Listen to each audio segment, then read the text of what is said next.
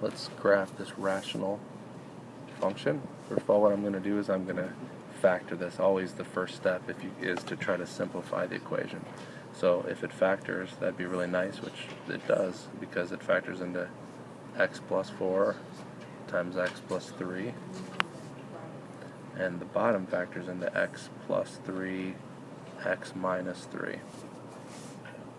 So the first thing you're going to notice is that you're going to be able to cancel an x plus 3 out, which means you have a hole. So where's your hole? Your hole is at -3, comma, and now you plug in, this equation is x plus 4 all over x minus 3. You don't even really need those parentheses now, but when I plug in -3 into this new equation, plug -3 into there, you're going to get +1 over -6. So -1/6 is where that point would be, and that's where your hole is. Okay, the vertical, now let's go back and do what they're asking us to do. The vertical asymptote, this is always where the denominator equals 0. After you get rid of the holes, it's where your denominator equals 0. So you look at this graph now, and so your vertical asymptote is x equals 3. That's your vertical asymptote. The domain is all real numbers except, I'm just going to write it like this, x doesn't equal, well, it can't equal -3, and it can't equal +3, because those are the two things that wouldn't make your denominator not cool. Notice this isn't a point, these are two different x values, so x doesn't equal +3 or -3.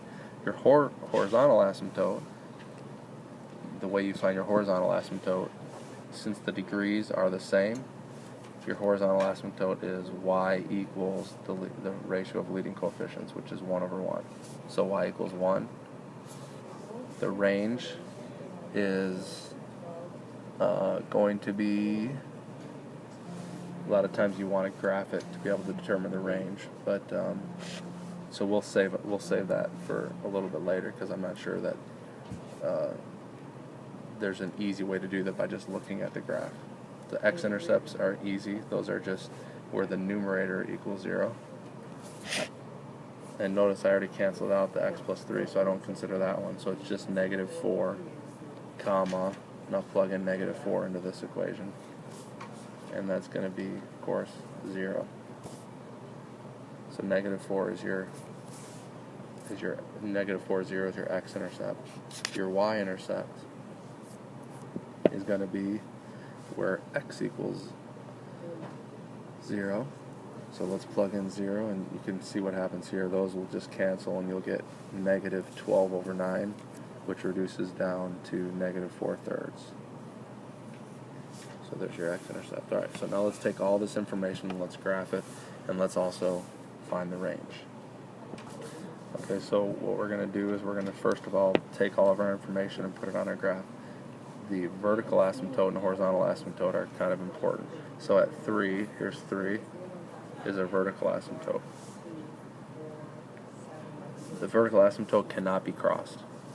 At 1, at y equals 1, we have a horizontal asymptote. A horizontal asymptote can be crossed, but toward infinity it doesn't. You don't cross it toward infinity.